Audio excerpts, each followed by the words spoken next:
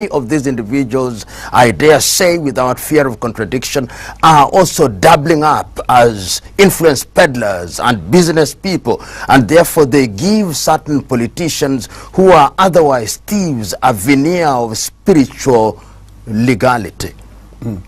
How can we stop that?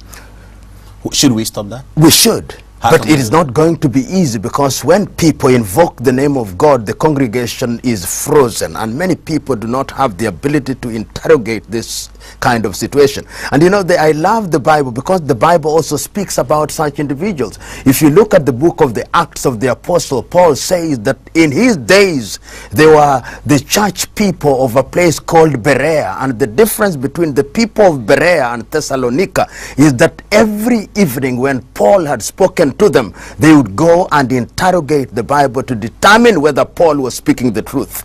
If the Christians were able to do that, they would be able to discover that some of these individuals are essentially cultic leaders who want to use their tithes for personal benefit. The 10%, the 10% of the money that they pay. The tithing, they are the ones who use the money. That is why they can use the tithe. And we now have a new phenomenon. Do you pay your tithe? I do pay my tithe, every but month? My church is an organized church, so that the money does not go to the bishop. The money goes into an institutionalized process, and the bishop or the pastors have a salary. But these husband and wife formations, where the husband is a pastor and the wife is a pastor and the son is the secretary and the daughter is the treasurer, these are essentially pyramid schemes which have been put together by individuals who have capitalized on what I call the Jesus industry.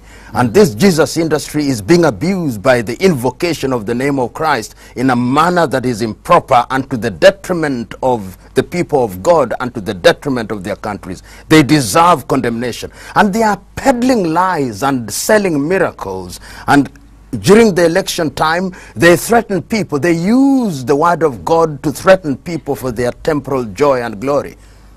They are the latter-day Pharisees, if you ask me. You have them in Kenya as well? Oh, there is no shortage of them. They are popping out from every corner of the street with all manner of names: achievers, determiners. They have no shortage of names. Helicopter, there is no shortage of them. They are popping up everywhere with mega churches complete with jets and other things. They are rock stars.